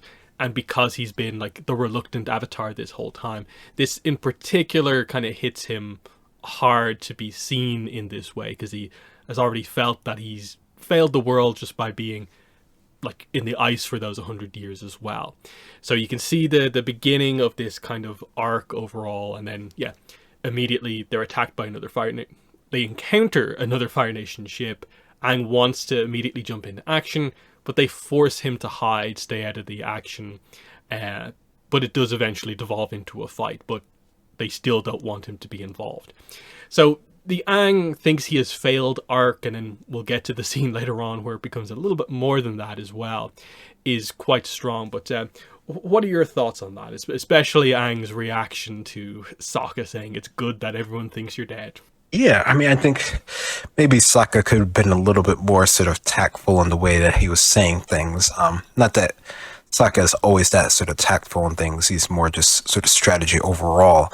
But yeah, I mean, I think the idea that, Aang has sort of failed when, he's sort of had these many sort of like mini setbacks up until this point here, and sort of realizing his sort of role in the world and what he has to do as the Avatar.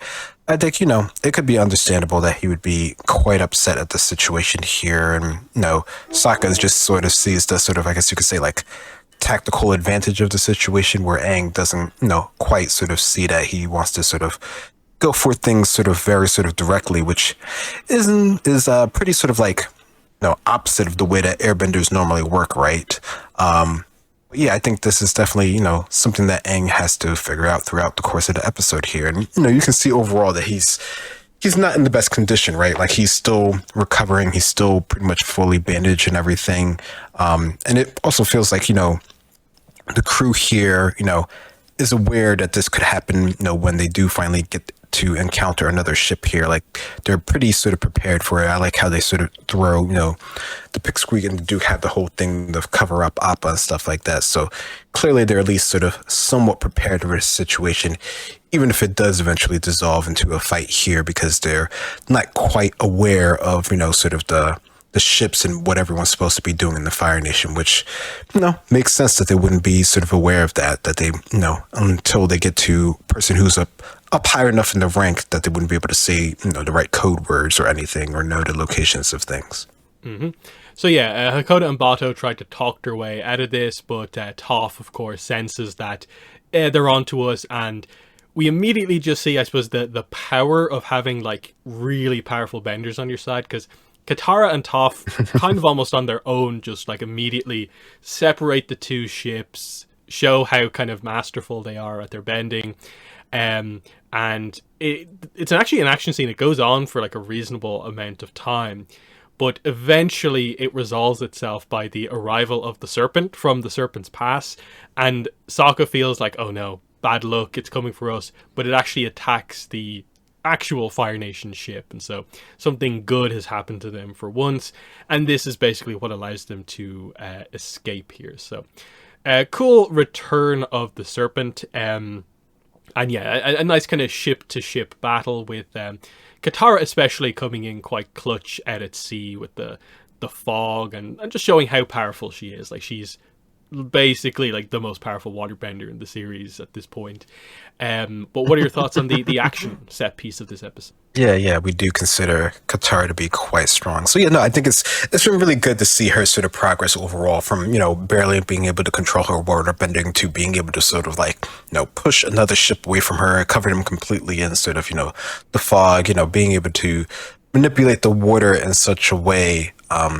It's really cool to see her progress overall here, and a little bit of ship to ship combat here, if you can call it that, which is really just them sort of like trying to run away. I think it works out pretty well here, and just to see Aang's sort of turmoil here of him sort of wanting to help, but Sokka keeps pulling him back here because they don't really want him to get involved to give away their sort of advantage here. So there's a lot of elements at play here that lead up to sort of Aang's eventual sort of like issues later on when he goes on his own. But the fact that we have like the serpent here, I think that's a nice little like callback here as well. So this is a really cool sort of like action set piece that it feels like it's long, but I guess it isn't really that long overall. But it's a nice way to sort of like break up the episode. I think it's good that they put that pretty much in sort of like the midpoint of the episode here. Mm-hmm. And then the kind of big point in the episode happens when the gang want to go out for food. Aang is going to go with them, but then they're like, hey, you can use this to cover up your arrow. And Aang reacts quite negatively to this. He doesn't want to cover up his arrow. He wants to wear it proudly, but it's not obviously practical to do that because they have to keep him a secret. So he is going to stay back.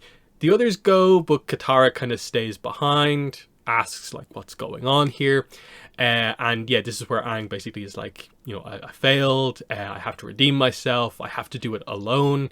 And the last thing he says is that he needs his honor back, and the episode of course cuts straight from Aang to Zuko, as in like this time it's Aang talking about his getting his honor back, and they have kind of swapped roles kind of temporarily. Really well done with the kind of like two main characters here. And it also makes, I think, a ton of sense as well that Aang feels this way about the situation. And we've also never really maybe addressed that idea of like, oh yeah, like Aang has just been like openly wearing Air Nomad clothing for like the entire series. Like there's never really been any particular mention of like, oh, you need to hide. Maybe once or twice when an episode like requires them to be a little bit stealthy, but like he's pretty open just wearing it around the place, when it probably would have been of benefit for most of the series to kind of go a little bit more undercover. But clearly, I don't think it's just this episode. I think this has been a thing throughout the whole series, is that like Aang has purposefully always wanted to be openly out there as the Air Nomad because he is the last of them, and it's kind of important that like visually he balance wise be the one to end the war as the last airbender basically. So I like that it brings to the surface a kind of almost like unspoken dynamic of like, oh yeah, he always has worn his Air Nomad stuff like just out there. But what are your thoughts on this scene? Yeah, no, he has always worn that as sort of like a sense of pride, a sense of, understanding of his people, right? And sort of the bigger picture of sort of, what it means to be an air nomad, right? Like, because he's a master airbender, right? Like that's been his thing. He was awarded his tattoos at a very sort of young age. So, it kind of makes sense that that would be sort of, something that he's really sort of proud of. It's just unfortunate, of course, that makes him, sort of immediately stand out as the Avatar because he's the last one, right? Or at least the last one that we're sort of aware of and, makes sense in the current state of things. So, like, that's pretty much an immediate clue to who he is. Now that the world is aware of his sort of return, right? Like, up until that point, it was all just sort of rumors and conjectures. And I'm sure, in some places, people still aren't sort of like fully aware of it, just based off of how information travels and stuff like that.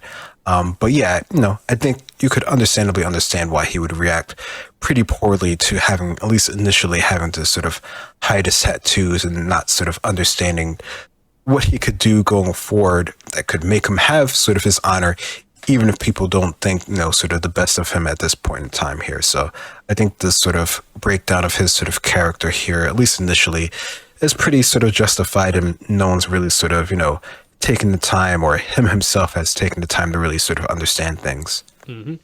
Katara comes back to find that Aang has left, and we find that Aang is... They don't fully address it, but the idea is like Aang is going to the Fire Nation to try and like end things right now, to redeem himself like immediately. That seems to be the implication. He's like almost going ahead with General Fong's strategy to just attack the Fire Nation on his own. So yeah, we see him attempting to kind of like air and water bend his way across the sea to get to the Fire Nation. He goes under a blockade, but this is where you can see that like he still needs to rest. He still needs to recover more. This is going to completely wear him out if he even gets there. And he's on the verge of giving up, of course, in just a moment. But when Katara finds out that Aang has left, she rushes to Hakoda and like really emotionally reveals that Aang has left, feeling like he has to do it all on his own. And we get this super interesting dynamic where like everything she says about Aang also applies to Hakoda, and it sort of shifts from being mostly kind of about Aang to being more about Hakoda. And he catches on to this and realizes that like, okay, this is the time to address the fact that I was away at war basically for all these years and we haven't properly spoken about it in all this time. And it's just a really nice kind of father-daughter moment. And the voice acting performance, this is one of the real kind of like standout moments here, because it's Mae Whitman, of course, like doing the Katara voice, but doing it with like almost cracking with like emotion. It's really good. And yeah, like there's understanding here. She knows why he left, why he had to go, but is still sad and angry, and so kind of doesn't fully understand her own emotions about this. But he just assures her that like he missed them every day. She and Sokka are like everything to him, and they have this kind of big hug emotional moment, like just addressing the kind of unspoken thing in a way that like, oh yeah, she told Sokka to go to meet Hakoda. She kind of purposely stayed behind before, so we hadn't had this the dynamic between these two addressed, father and daughter, and now we finally get to do that here. Really, really well done. Because we often associate like Katara with the emotions surrounding her mother, but then you get this as well, the other kind of parent and why he wasn't around at the start of the series. So really, really strong moment. Like I think the best one in this episode, very clearly. But what are your thoughts on the Hakoda Katara scene? Yeah, no, I think the emotion comes across very clearly here. How Katara has a lot of these sort of pent up sort of feelings and sort of just sort of confusion about sort of why her father had to do something. And I think at her current age, she definitely understands it a lot more. But he left when they were pretty young, right? So there's a lot of that has sort of built up over time, and the fact that Aang is essentially doing the same thing here, at least from her perspective, hits her really sort of hard here, especially with her sort of trying to be very sort of like understanding of the situation and everything. So I like that they have this sort of heart to heart here, and Hakoda sort of, just sort of gently sort of, helping Katara to sort of understand that, it's not like he actually sort of forgot them or anything like this, but he, his whole purpose of going was for them and sort of hoping that they could have sort of potentially have a better life than it currently was in the current sort of, state of the world here. So, I think this was a really sort of nice sort of touching moment here, and to sort of get across, how she really sort of feels about everything, and that, now they have their sort of resolution, such as, Sokka and Hakoda before. We go back to Aang, who is kind of just in the ocean, kind of out of energy. He's on the verge of giving up when Roku appears before him. Aang, of course, blames himself. Aang thinks he has failed, but Roku kind of says that the blame should be on me for the state of the world. I should have prevented it. Like, Aang, you have inherited my mistakes, and I think you will redeem me. Then Yue, as the moon spirit, appears and says that he saved the world before, he will do so again, he can't give up. And so, empowered by the moon being like right there, Aang gets to kind of powerfully waterbend to continue on. He makes his way to land, arriving on the shores of Crescent Island, back from episode 8, of course, where the Fire Temple, I guess, used to be. And then there he's found kind of washed up on the kind of beach by his friends. And after all this kind of growth, he kind of symbolically burns his badly damaged glider staff, highlighting that he's now accepting that he has to go undercover until the right moment, fight back. Because they highlight that they're just going to travel the Fire Nation until it's time for the invasion, just prior to the Day of Black Sun. So that's the kind of the big moment here. It's the setup for the next kind of group of episodes. We're actually going to explore the Fire Nation on a kind of more town-to-town basis, and Aang will go undercover, except that he's gone from the world for now, but the invasion plan is still there.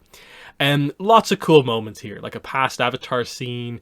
One of the kind of few times they really bring back Yue, which they've been quite careful about that in terms of like never really doing it all that much. But yeah, impactful here, a notable spirit, and the Avatar spirit kind of helping him out here.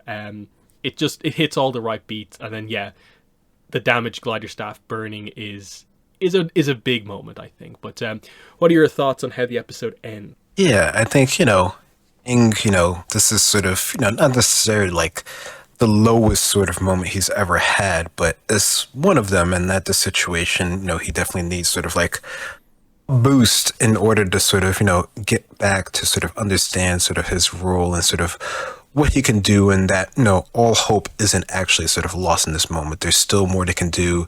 They actually do have a plan already in place of what they can do to sort of help the certain situation of the world. So there definitely is, something to look forward to, going forward here. And it just takes, a bit of spiritual, I guess you could say, intervention to sort of help him sort of realize this. And as well as, getting his friends back as well, to see that he isn't all on his own. He does have sort of a support system around him to sort of, come out on top of everything. So no, I think that this is a cool way to sort of, bring hold this sort of situation here, to have, the symbolic sort of idea of sort of like burning the glider. And it's interesting that they have sort of Toph sort of find this, considering how she was sort of manhandling before. But this is the moment where Aang sort of understands that, the glider is definitely, something that would make him stand out just as much as the tattoos, and they really sort of need to be sort of hidden, at least if they're going to remain in the Fire Nation until, the day where they actually have their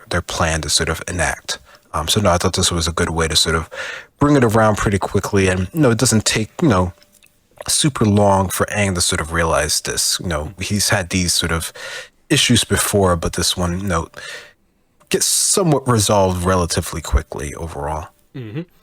And then, I'm just thinking now, actually going back to the Roku scene, like we don't really have context for a lot of the Roku kind of blaming himself at this point, because we're gonna have to wait 5 more episodes to get to 306, and I'm kind of forgetting, like, do we know any of the full, like, the details about, like, Roku did something wrong before. Because in 108, he only really explained the comet. The Fire Lord is going to be important, I guess. But Roku's exact involvement, it's only being, I suppose, really set up here. So it's a kind of cool one here in terms of like going back and being like, oh yeah, that was the time before we knew that like the whole Avatar and the Fire Lord situation. It's interesting that like, oh, what did Roku do?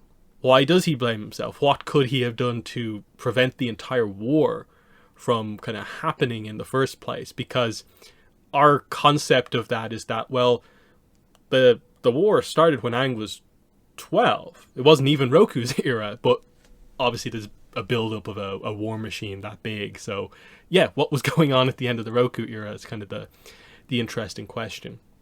But yeah, that is 301 The Awakening, and we go into this very interesting group of episodes at the start of book 3 that I'm actually kind of excited to get into. The next batch of episodes that we are going to be doing, I think, is 3 of them together. So yeah, we'll be doing K309 on the Korra side of things, and then the Headband and the Painted Lady together, because they're kind of shorter episodes to go through next time. And yeah, if we're regular enough with the podcast, I do think we should be able to finish the rewatch before the Aang movie comes out, which is not something I really expected us to be doing, because I think I went back and checked, and it was like, yeah, we started it back in like 2022, I think. Like, this has not been a regular rewatch at all, but somehow we're actually going to finish it, speaking to how long Avatar Studios has taken to get out stuff. But we will get back to that. We'll see if this is maybe the last podcast of the year or not. Otherwise, we'll of course be back next year with Awakening of Roku videos, podcast, going over that, of course, a new book. And then, yeah, we'll do our best to get back to the rewatch as well, as we're getting towards the end. We've got the 1.5 books of Korra to go and most of a full book of Avatar to go through. But we'll get through it quick enough. But yeah, that's been episode 299 of the Avatar Online podcast. This has been myself and Greg. Thanks for listening, and bye. Bye-bye.